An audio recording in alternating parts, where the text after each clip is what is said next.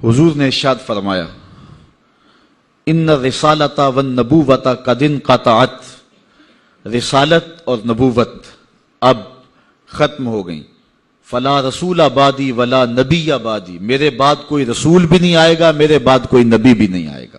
بہت سارے لوگ مختلف زمانوں کے اندر نبوت کے دعوے کرتے رہے اور اپنے انجام بد کو پہنچتے رہے، اور سب سے بڑا فتنہ جو پیدا ہوا وہ قادیان کا دجال مرزا قادیانی۔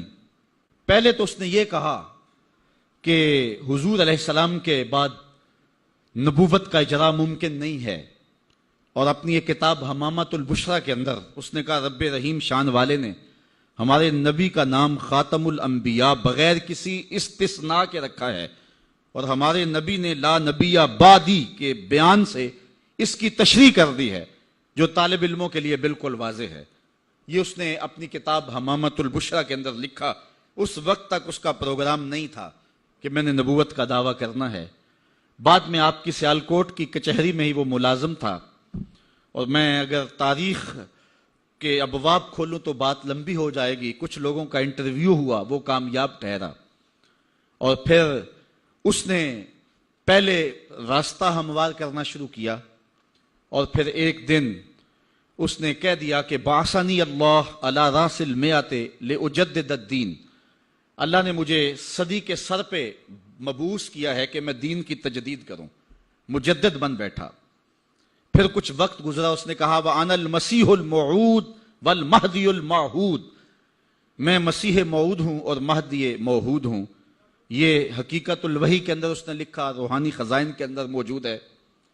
پھر ایک دن بدبخت نے کہا کہ منم مسیح زماں و منم کلیم خدا، منم محمد و احمد کے مجتبی باشد، استغفر اللہ لعنت اللہ علی الکاذبین۔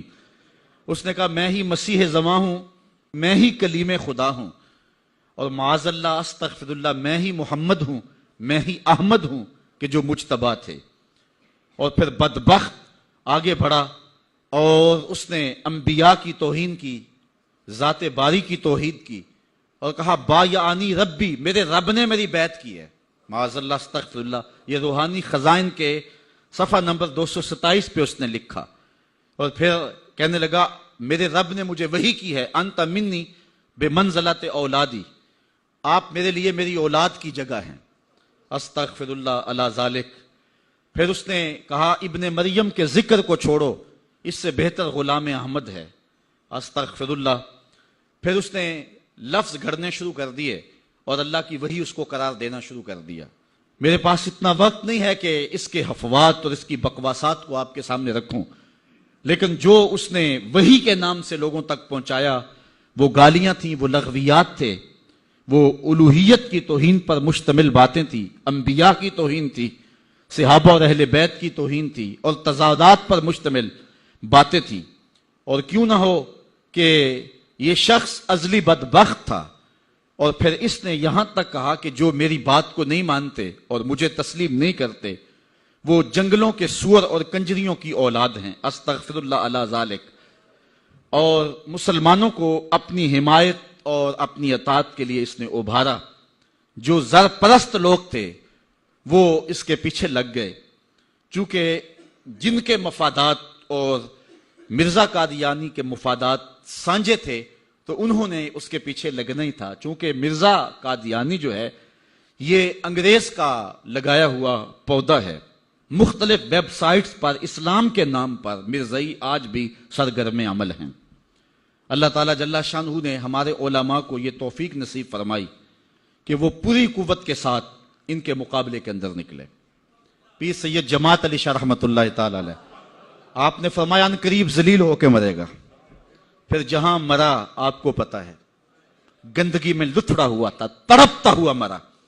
اللہ تعالیٰ جل شانہ نے علماء کو طاقت دی، انہوں نے ناطقہ بند کر کے رکھ دیا۔ پھر جب پاکستان بنا تو سب سے زیادہ جن لوگوں نے مخالفت کی پاکستان کی وہ مرزائی تھے۔ پاکستان کے حق میں انہوں نے ووٹ نہیں دیا۔